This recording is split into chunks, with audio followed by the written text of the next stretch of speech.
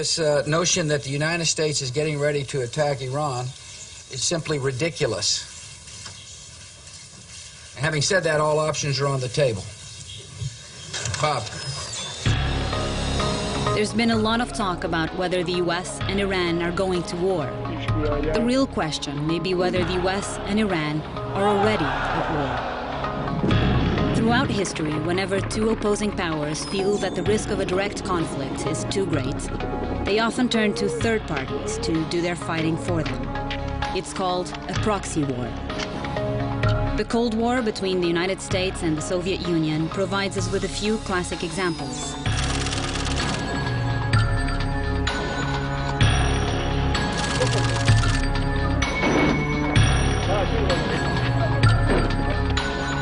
But recently, there's been talk of a new proxy war.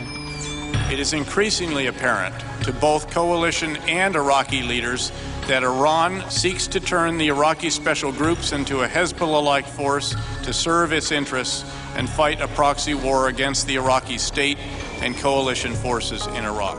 In his testimony before Congress, General David Petraeus, the former U.S. commander in Iraq, accused Iran of supporting groups who are attacking American soldiers in Iraq. Attacks like the ones shown in these videos. The logo of the hand holding up a Kalashnikov belongs to the Hezbollah brigades in Iraq. It's one of several radical Shiite militia groups that the U.S. believes receive support from Iran. But recently, there have been reports that the U.S. may be supporting groups of its own. Groups that are attacking Iran. To find out, I decided to take a trip to what many believe is the front lines of America's secret war with Iran.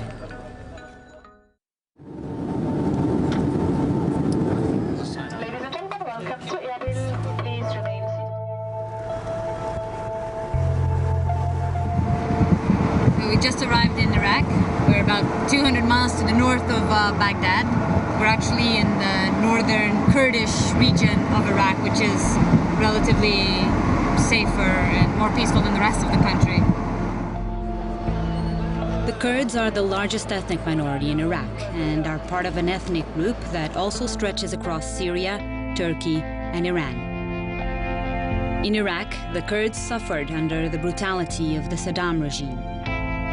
But after the US invasion, they established an autonomous regional government, and now they see the US as one of their closest allies. Very good America. We as a Kurdish, we think the United States is our best friends. But many people suspect that the US may be using this friendly territory to strike back at Iran.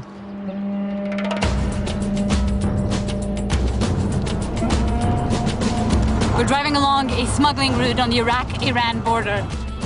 Just a few hundred yards from the official border crossing between Iraq and Iran, there's a bustling black market. This is Iranian money? Look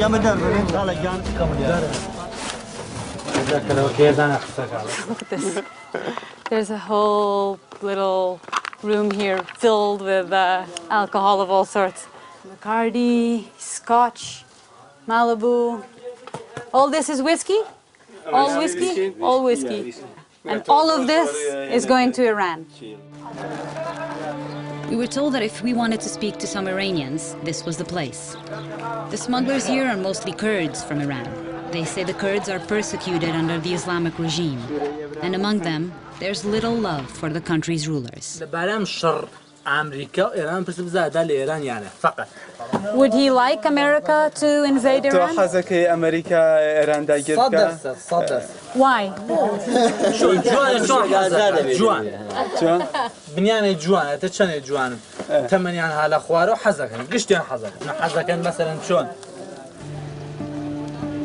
Packing a few cases of liquor onto their horses, these smugglers dodge Iranian border guards and minefields to make the dangerous journey into the Islamic Republic, where alcohol is officially banned. But it's what sometimes comes from the other direction that we came here to see. These well-worn smuggling trails also serve as an escape route for Iranian dissidents fleeing their country. Before I came here, I worked about political activities in Iran. After that, I had to come here because the regime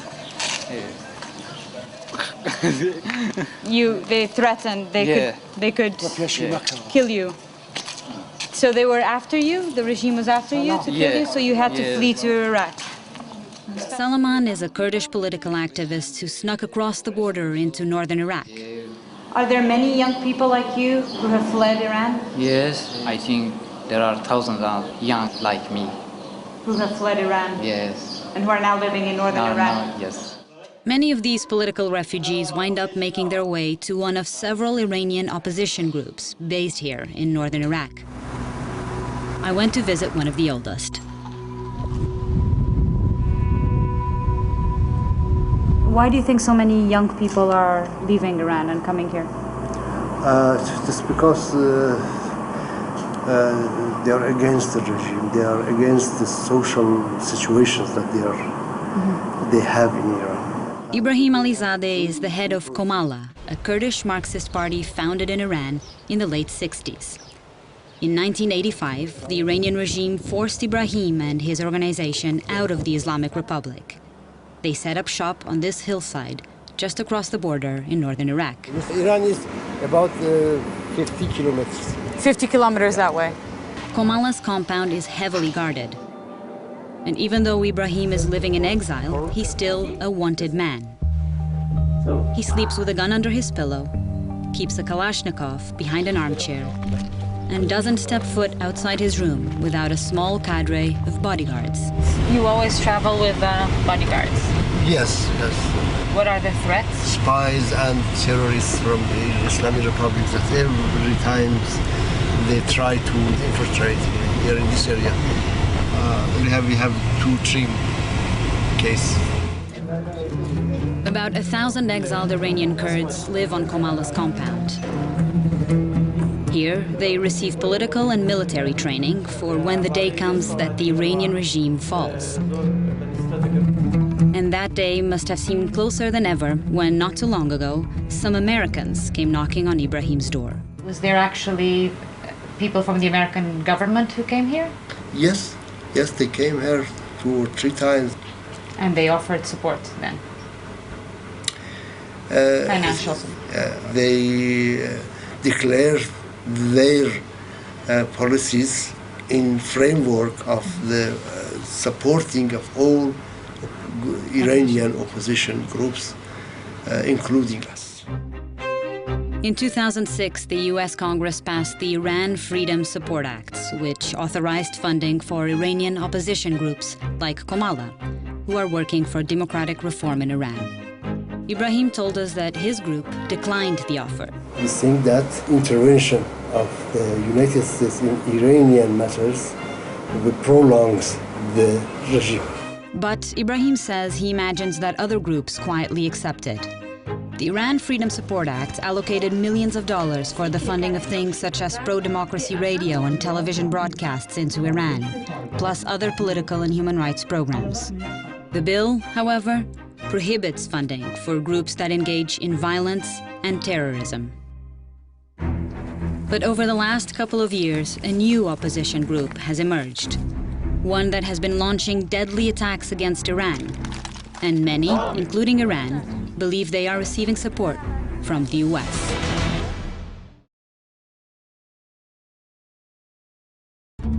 In northern Iraq, there's no shortage of Iranian exiles who would like to see regime change in their homeland.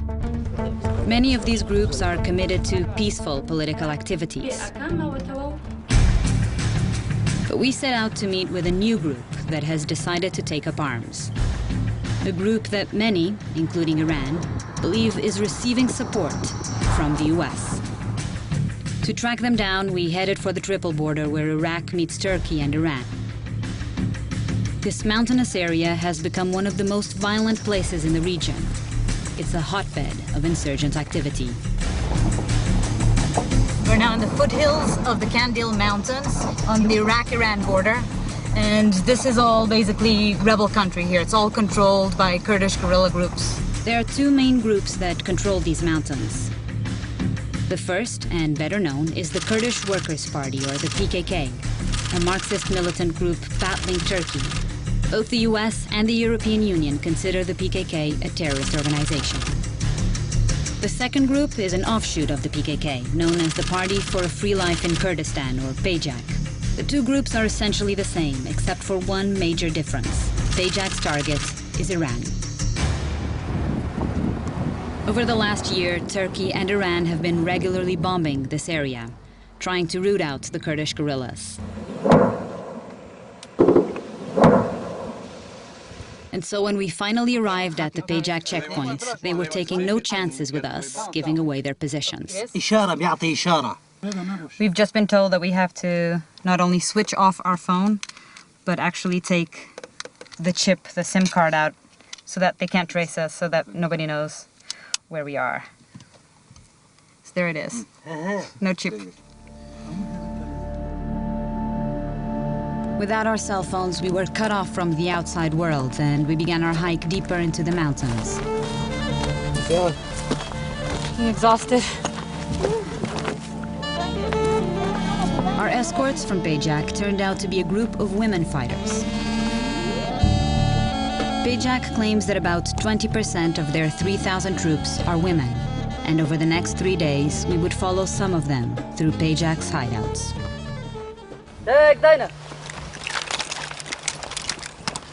The leader of the group was Ronahi, a commander and member of PJAK's political committee. PJAK روجهالات کردستان دا آرمان جوی خلاصیا گل. جبوی دموکراتیزه کرنا سیستم ایران. جبوی خلاصیا گلان د ایران دا PJAK دخبته. آماده بی. آماده بی. تک. فرم. خبت خوش. Ronahi told us that PJAK's goal is not necessarily to overthrow the Iranian government, but rather to gain greater rights and autonomy for the Kurds and other ethnic minorities in Iran.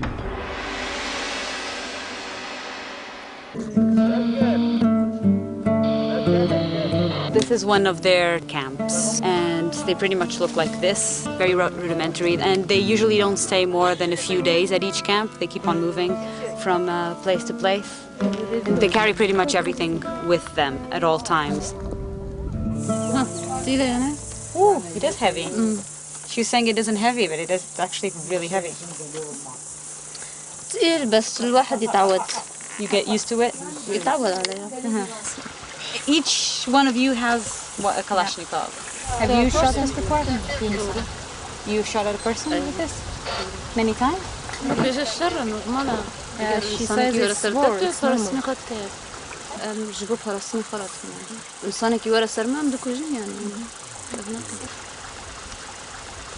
The women in PJAK are expected to fight just as much as the men. And over the last couple of years, PJAK's fighters have been battle-tested, performing hit-and-run attacks against Iran. I asked a military commander named Chektar about PJAK's operations. Have you been involved in operations in Iran? No. Can you tell me what kind of operations it was? Yani başlasınlar kusura bakmasın. But inside Iran? Yani istenilen yerlerde. While Chektar refused to give details, PJAK's press releases and Iranian news sources claim that the group has killed scores of Iranian soldiers in ambushes inside Iran. The Iranian military, however, has been answering back. Iran is on the other part of the mountain. So Iran is just on the other side of this mountain, she's saying. Saran is 29 years old and the only fighter who spoke English. She didn't want to appear on camera, but she led us on a hike to see Iran's response to PJAK's attacks. The Iranian military has been shelling all along this trail. Katyusha. They're showing us a Katyusha rocket that was launched by the Iranians. So this is what, like the 6th Katyusha rocket that we've seen on this trail? Still happening? Iran is still throwing Katyusha now? Sometimes. When was the last time? About 1 week. 1 week ago? Yeah. And you heard it? Yeah, you always heard this. Several of them? Yeah. So, I mean, it can happen every moment. It can happen now. Yeah. It could happen tonight. We don't know. You never know. But it's not just Iran who's involved in these bombings, as we saw when we made our way a little further down the trail. Evidence of the bombing. This is all bombed? Yeah. They say that this camp here was bombed by the Turkish military, and they had internet here, and they think that that's how the military was able to trace down this location. There were 6 members of Pejak here, they say, and they all died. Because of Pejak's close links to the PKK, Turkey has been cooperating with Iran to bomb guerrilla camps. And during the days we spent in the mountains with Pejak, this area was under constant surveillance. Spy plane? Yeah. So she's saying this is the sound of the spy planes. Yeah. Could you hear it? It's going around? Around.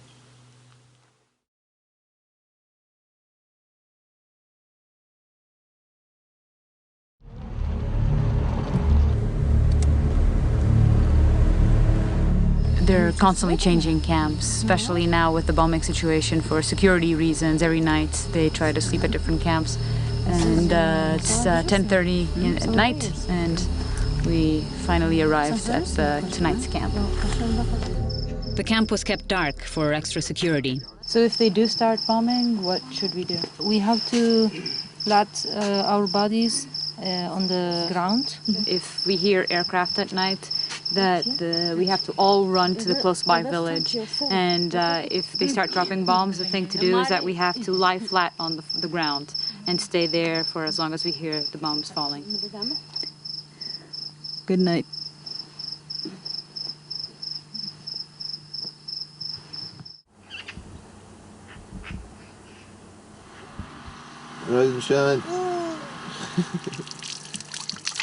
I'm showered. We've spent the last few days on the Iraq-Iran border with Pejak, a Kurdish guerrilla group that has been launching deadly raids against Iran.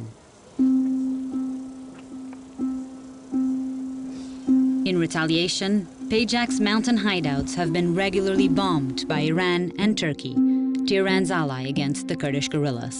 So they're saying that this is one of the villages that has been abandoned here because of the bombing, because of the shelling. It's totally like a ghost town. Bombings remain a constant threat for most of the people who live in these mountains. Civilian communities are regularly caught in the crossfire. But the question for us is whether these small Kurdish villages are simply stuck in the middle of a local regional struggle or something much larger. Is this the front line of the US's secret war with Iran?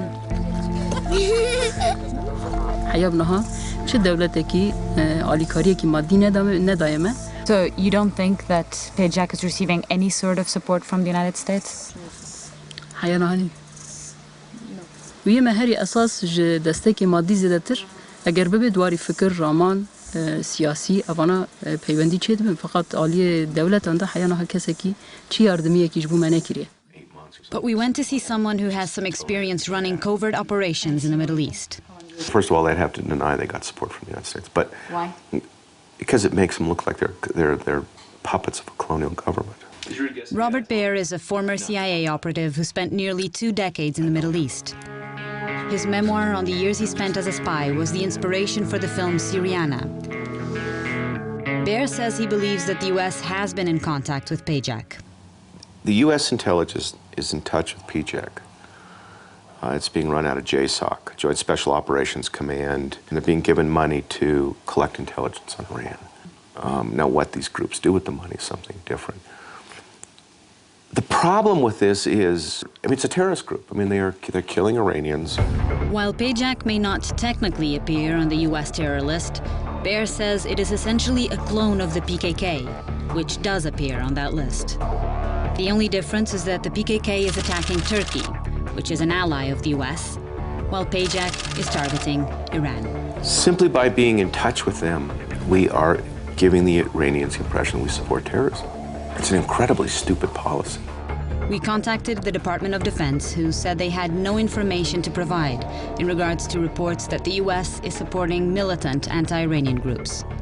And in an emailed statement added, while all options are on the table, the United States believes that diplomacy is the optimal path to prompting a shift in the regime's behavior. But back in Iraq, Ibrahim Alizadeh says that he can see why the U.S. might be tempted to support a group like PJAK as a way to counter Iran's support for radical Islamic groups that are attacking American troops in Iraq. The benefit of the Americans to have an alternative against the Islamist groups, and we know that. However, Ibrahim says he believes the US and Iran are walking a very fine line that, if crossed, can easily lead to an escalation. This is a very dangerous game because this is not only political, it's also the military game. Do you think the US is already at war with Iran? I think almost definitely the United States is at war with Iran through proxies.